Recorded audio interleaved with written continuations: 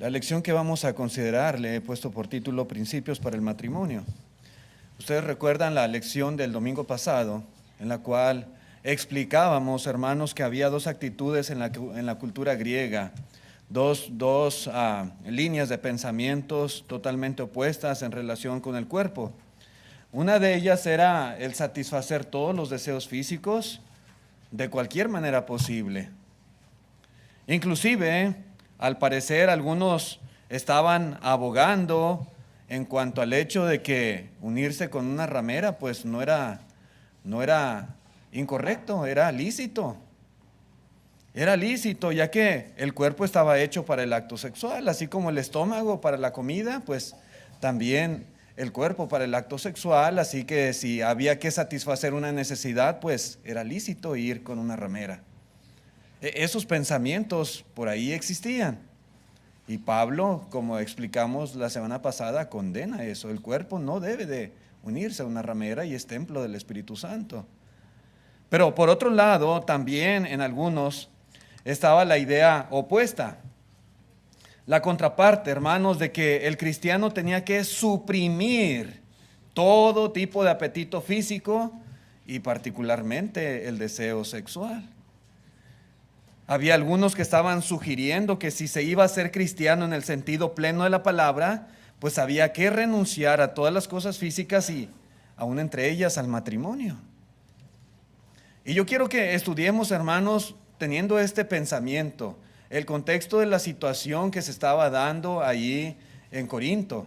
Y había muchas inquietudes en cuanto al matrimonio y le escriben a Pablo una carta a los hermanos y le cuestionan en relación a puntos relacionados con el matrimonio. Porque estas corrientes estaban fuertes, entonces había dudas e inquietudes. ¿Está bien o está mal? ¿Sí? Entonces, ¿debemos casarnos o no debemos casarnos? ¿O es correcto tener relaciones íntimas, marido y mujer? ¿O es mejor no tener? ¿O qué es el asunto?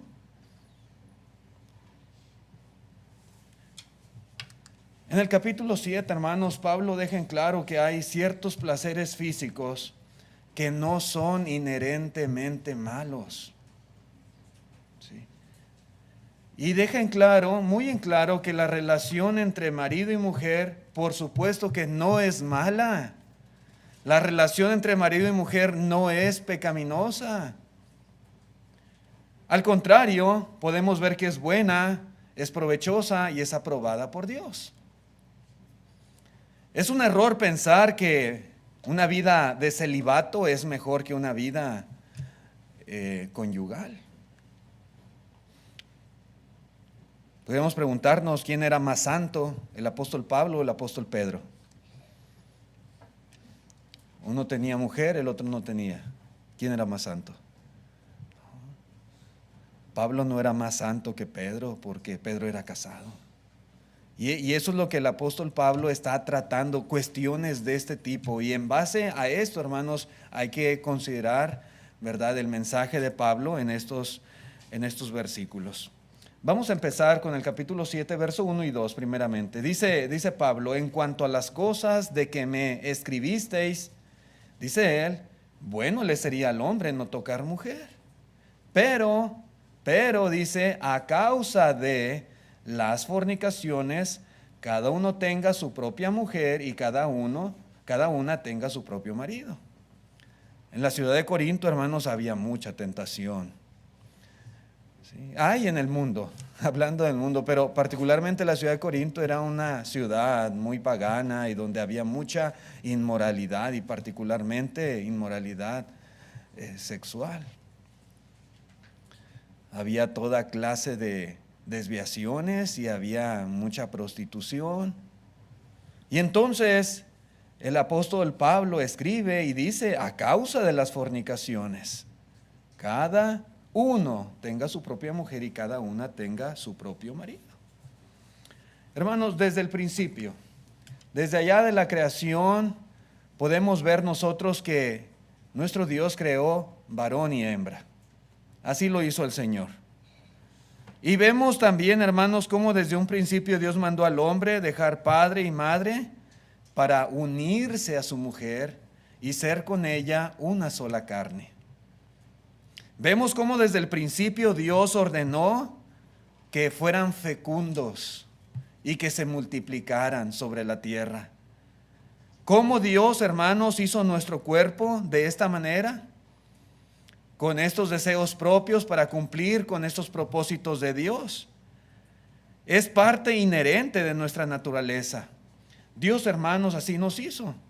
Dios ha otorgado desde un principio, desde la primera pareja en este mundo, la intimidad para los que están unidos en matrimonio.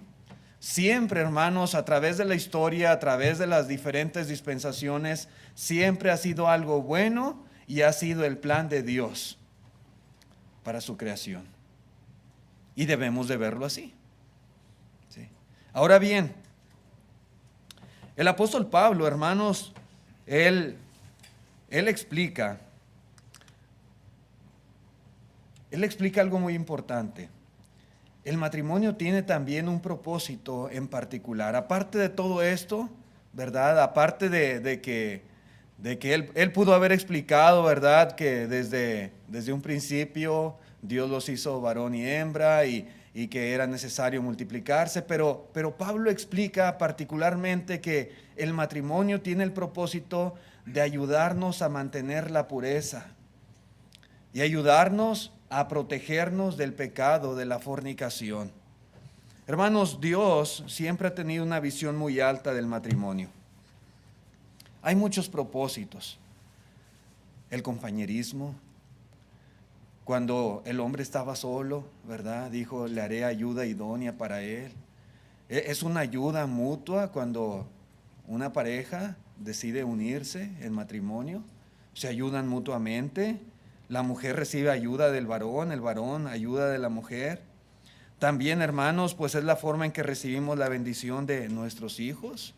Dios así es como lo planeó. Y aún, hermanos, inclusive el matrimonio de alguna manera representa a Cristo y a la iglesia, esa relación que debe de existir. Pero Pablo se enfoca en este aspecto importante. Por la situación que se estaba viviendo en Corinto, por las tentaciones, por los pensamientos y corrientes que estaban circulando ahí entre los hermanos. Y Pablo se enfoca en el propósito del matrimonio en cuestión de prevenir, proteger, ayudar en cuestión del pecado de la fornicación. Dios, hermanos, diseñó el matrimonio para que los cónyuges encuentren en él el placer de la intimidad física. Dios así lo hizo. Y que puedan de esta manera evitar caer en las garras de la tentación. No es simplemente la procreación de los hijos que es fundamental, pero aún hay un placer en ello. Y Dios así lo hizo, así nos constituyó con esa naturaleza y esa necesidad se satisface dentro de los límites del matrimonio.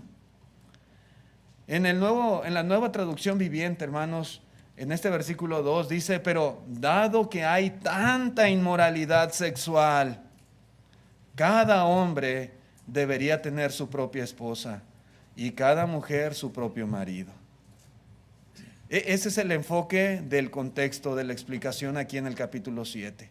Dado que hay tanta inmoralidad sexual, que hay tanta fornicación, que hay tanta perversión y desviación en esta sociedad, en este mundo en el que vivimos, para evitar caer en esa clase de pecados, cada hombre tenga su propia esposa y cada mujer tenga su propio marido. Ese es el punto. Y esta instrucción que está dando aquí el apóstol Pablo también nos deja muy en claro algunos detalles que a veces la gente no toma en cuenta. La sociedad pagana, mundana, perversa. Por ejemplo, Pablo, con estas palabras que está diciendo aquí, cada hombre debería tener su propia esposa y cada mujer su propio marido, está dejando en claro, por ejemplo, que la poligamia está prohibida por Dios. ¿Qué es la poligamia? Cuando un hombre puede tener más de una mujer. Sí. Puede tener 2 o 3. Hay sociedades que puede tener todas las mujeres que pueda mantener el hombre. Y la ley lo permite, la ley del país. Pero cada hombre debe tener su propia mujer, no mujeres, dice la Escritura. Su propia esposa. Cuando Pablo da esta declaración en el versículo 2, deja en claro que la poliandría también está prohibida con Dios. ¿Qué es la poliandría? Cuando una mujer puede tener varios esposos. No, dice cada una tenga su propio marido. Uno nada más. No maridos. Cuando Pablo da esta instrucción en el versículo 2, deja en claro también que la homosexualidad está prohibida por Dios. ¿Sí? Pablo no dice que cada hombre debe tener su propia mujer o bien su propio marido si quiere. No. Tampoco, hermanos, dice que cada mujer debe tener su propio marido o si prefiere su propia mujer. Como dando la alternativa. Cada quien es libre, no hay problema. Si tú eres mujer, puedes casarte con otra mujer o con un hombre, como tú prefieras. O si eres hombre quieres casarte con otro hombre, está bien. No. Si eres hombre, tu propia mujer. Si eres mujer, tu propio marido. El matrimonio, hermanos, es solo entre un hombre y una mujer. Y la intimidad sexual en el matrimonio también entre un esposo y una esposa. Nada más. Ese es el plan de Dios.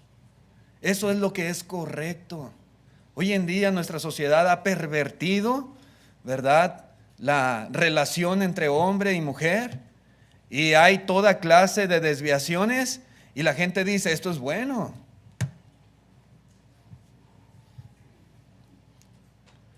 Salía hace días ahí en un documental ahí de dos mujeres que estaban en un juicio y las dos mujeres estaban casadas, entre comillas, y tenían una hija que la primera había tenido con un hombre, lógicamente, y por alguna razón ahora estaba casada con la mujer y entre las dos criaron a esa niña.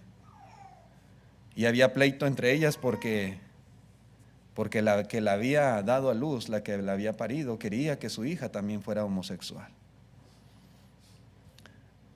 Hermanos, cosas tan perversas, tan feas, tan terribles. Y cada vez se oyen y se ven cosas peores en relación a esto. ¿Cómo evitar todo esto? Bueno, Dios constituyó el matrimonio.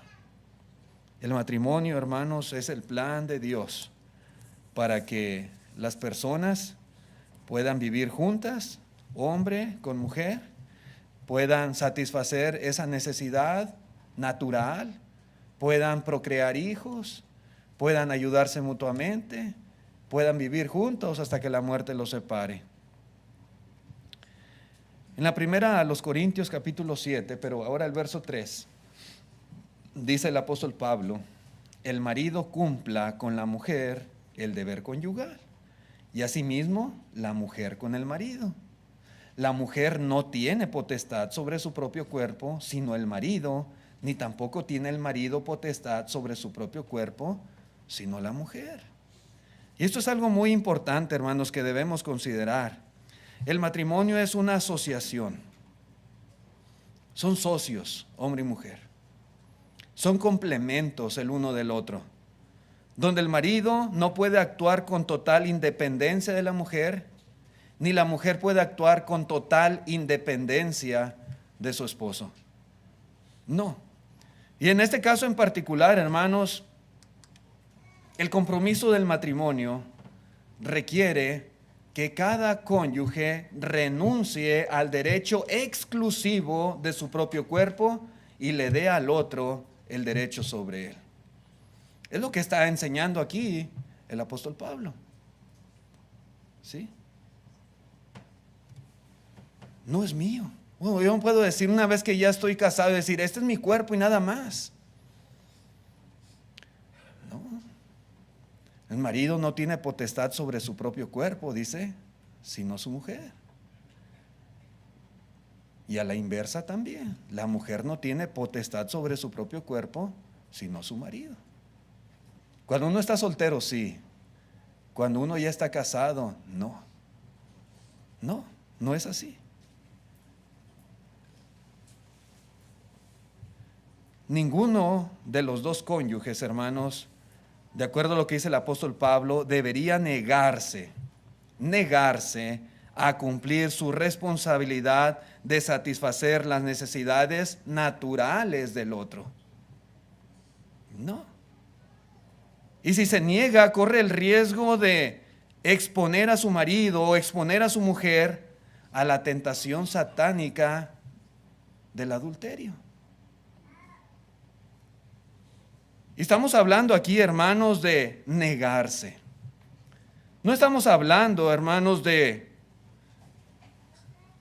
que no puede, de que está pasando por alguna situación que no está posibilitado o capacitado. Estamos hablando de negarse. Porque simplemente no quiere, porque es egoísta, porque no le interesa o no le importan las necesidades de su cónyuge, cosas de ese tipo. Yo creo que recuerde el contexto, que no se nos olvide el contexto. Algunos estaban diciendo que no era bueno que hubiera esa relación íntima, que había que suprimir esos apetitos. Y desde esa perspectiva el apóstol Pablo está hablando. Quienes piensen así, eso no es lo correcto. Eso es lo que está explicando Pablo. Ellos pensaban que era mejor una vida sin la sexualidad propia del matrimonio. Pero no, Pablo dice, no es así. Todos debemos reconocer que cuando nos casamos le otorgamos el derecho sobre nuestro cuerpo a nuestro cónyuge. Así debe de ser. Por ejemplo, en el libro de Cantar de los Cantares, dice la mujer, mi amado es mío y yo suya. Él apacienta entre lirios. Pero yo creo que ese debe de ser el sentir de los que estamos unidos en matrimonio. La mujer dice, mi amado es mío y yo soy suya. El hombre dice, mi amada es mía y yo soy suyo.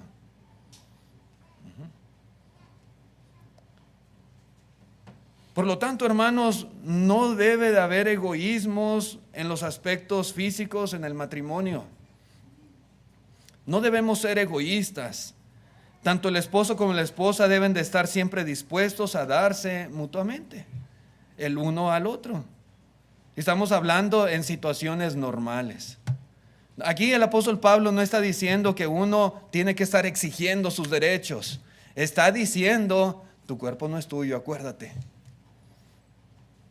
Piensa en tu cónyuge.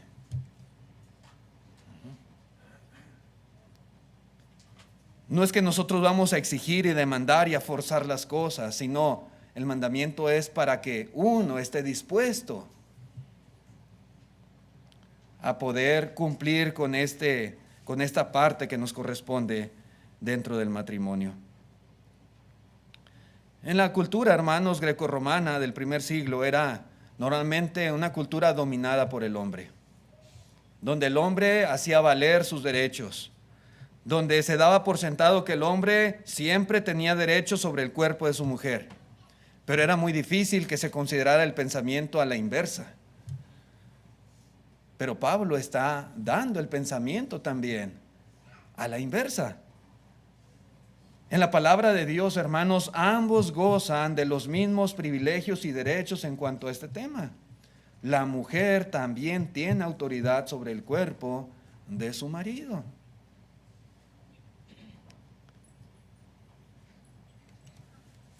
Y así debemos estar conscientes.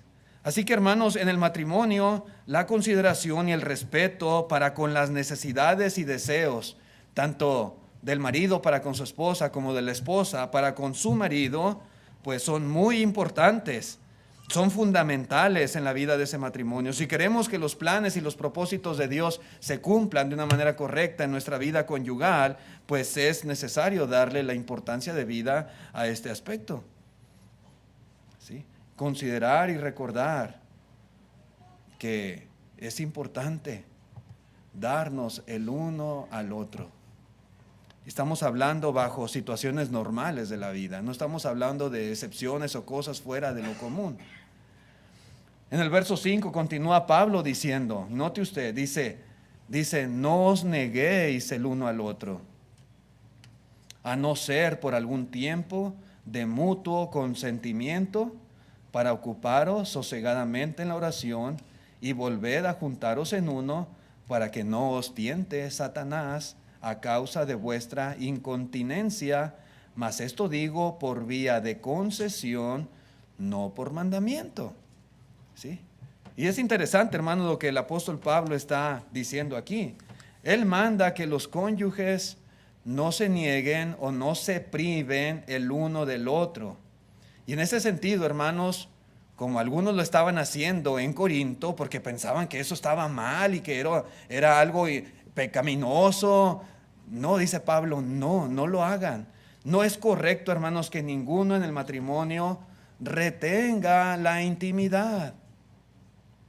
No es sano, no es apropiado, ni es correcto a los ojos de Dios. De hacerlo sería como estarle robando al cónyuge. ¿Sí? Ahora, Pablo está mencionando aquí una regla. Al parecer esto estaba sucediendo ahí en Corinto y como que era una pregunta, una inquietud que había si eso estaba correcto o no era correcto.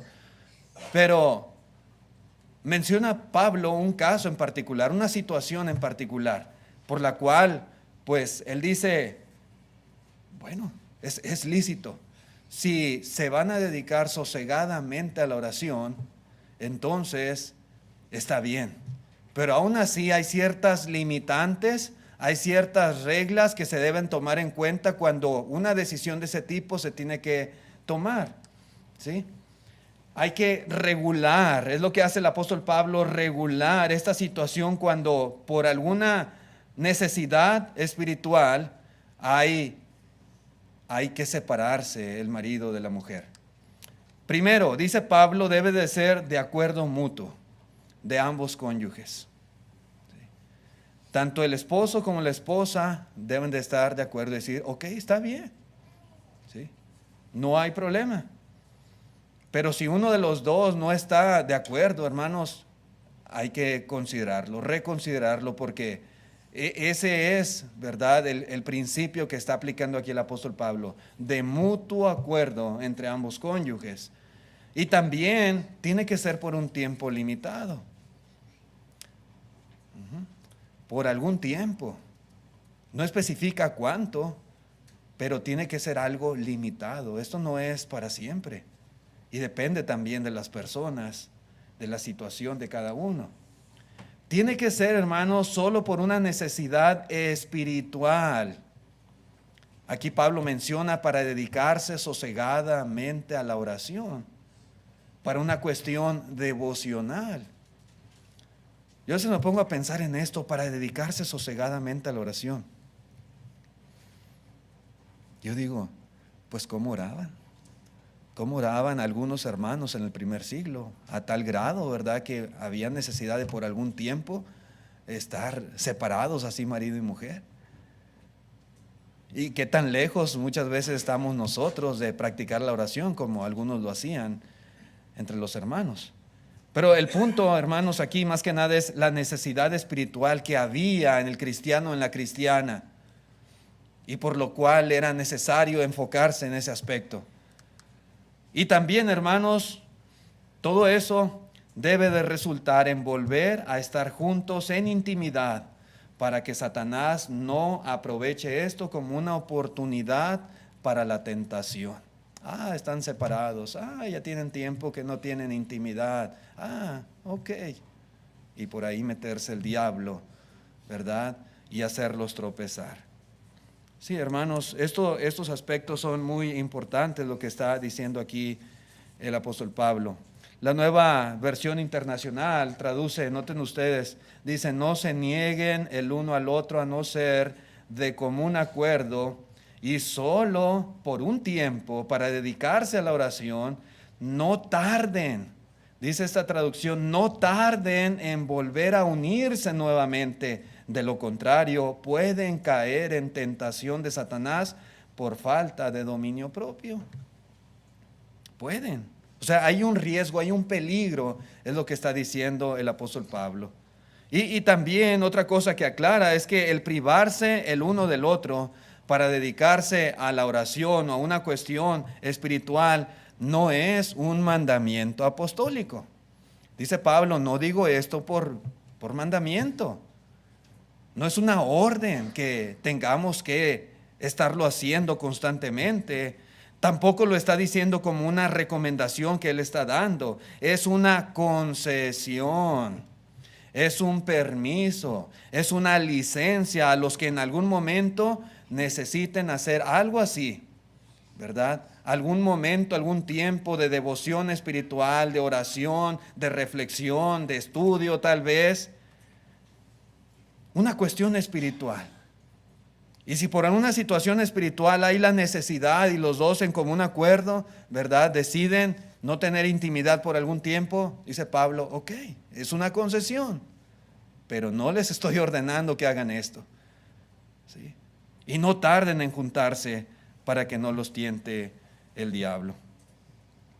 Y este, hermanos, es el panorama como excepción que está dando a la regla de que no se nieguen el uno al otro. Ahora bien, el castigar al cónyuge privándole de la intimidad, hermanos, es un pecado. Lo es.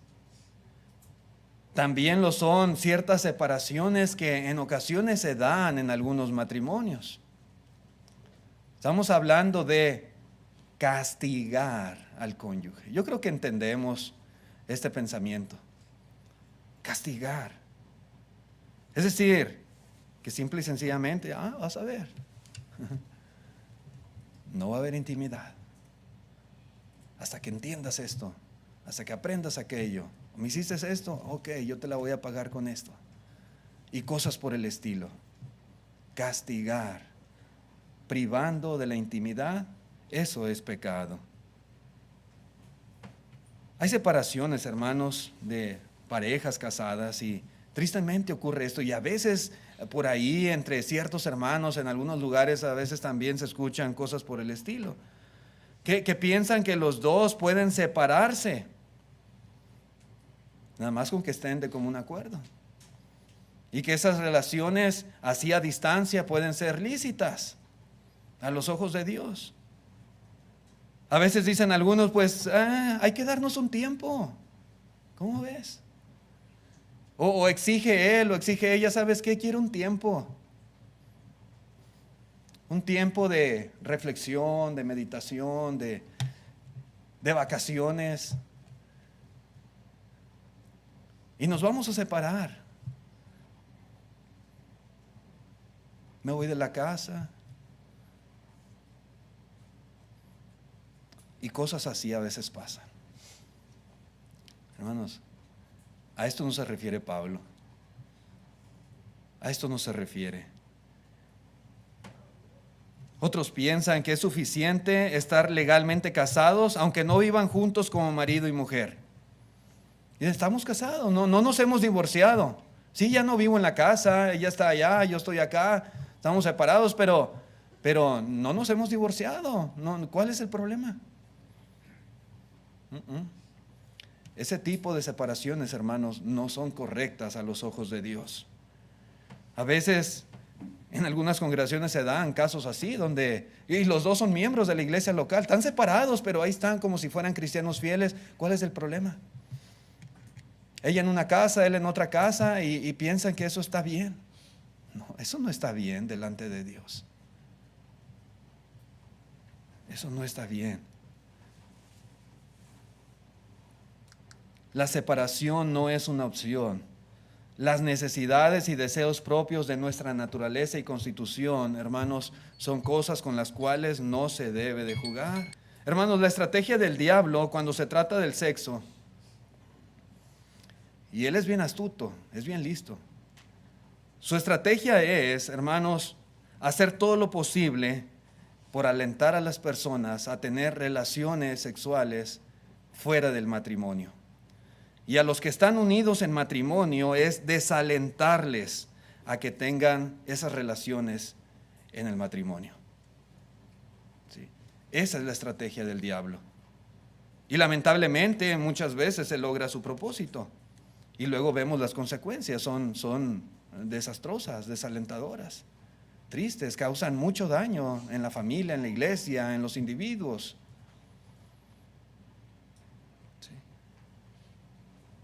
Ya están unidos en matrimonio, pero dice el diablo, no es importante, no es necesario, no te preocupes, no hagas caso.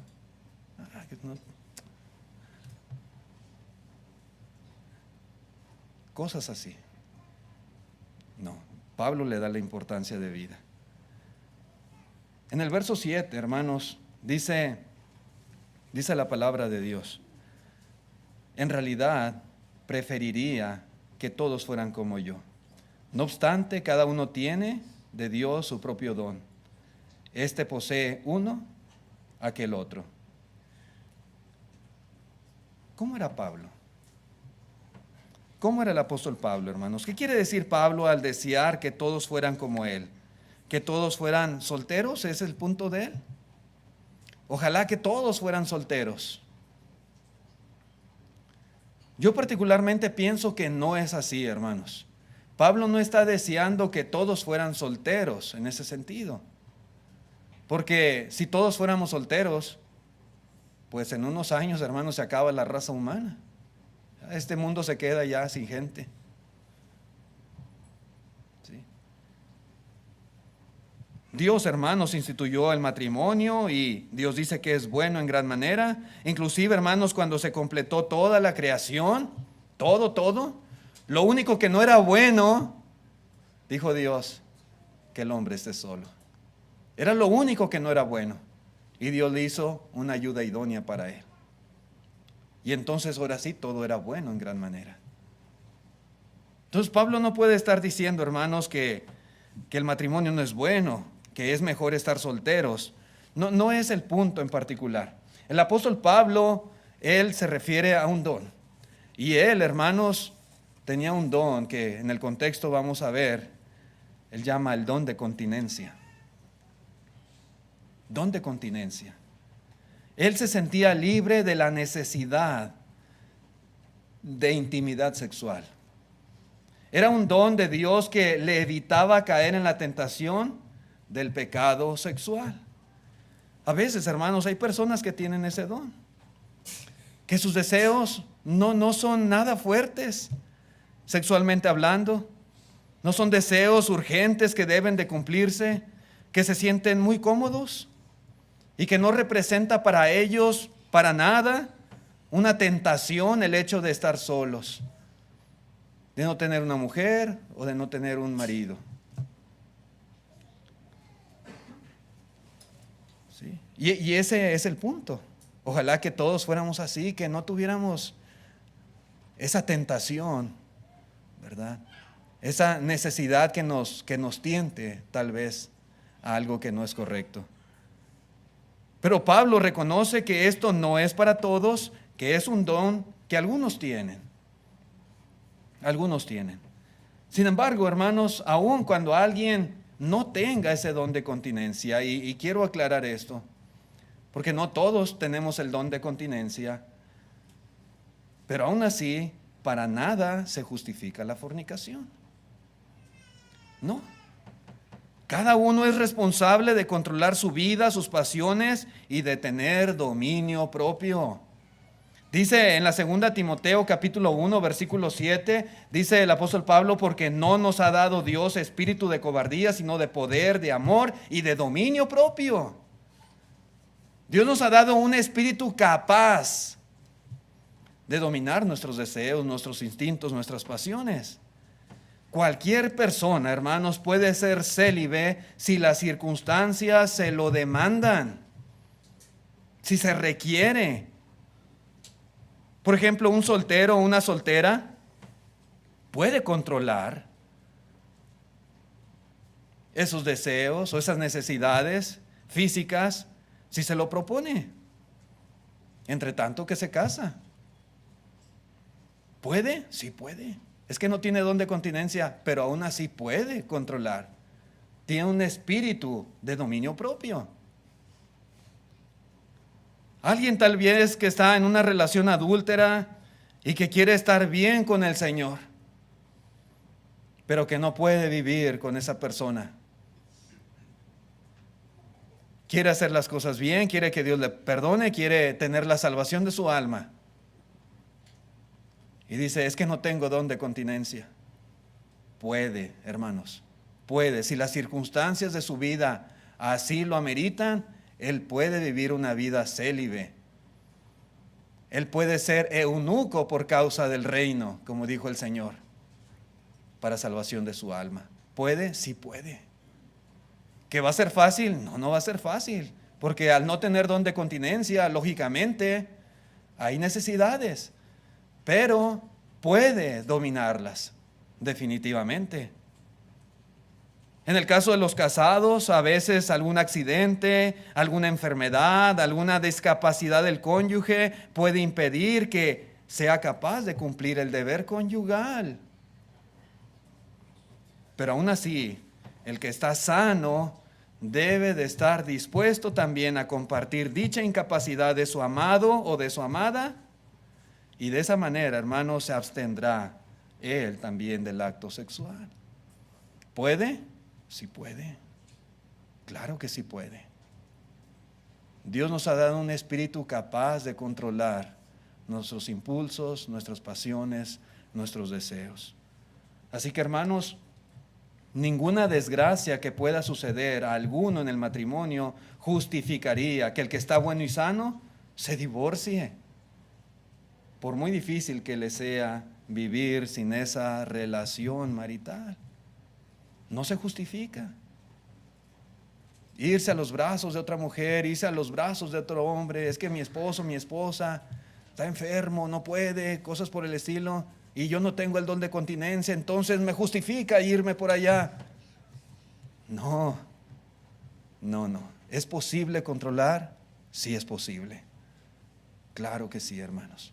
Pero estando buenos y sanos, debemos siempre tener la mejor disposición, hermanos, por cumplir con nuestros deberes conyugales, incluido este aspecto importante en la vida de los matrimonios. Ok, vamos a dejarle aquí, hermanos, a la lección. Continuaremos en el versículo 8, Dios mediante, la próxima lección, el próximo sermón. Gracias, hermanos. Si hay alguien esta tarde que quiera venir a la obediencia del Evangelio, ahí está el plan de salvación en pantalla. Simplemente después del himno, tiene la oportunidad de levantar su mano y de pedir, ¿verdad?, ser bautizado. Gracias.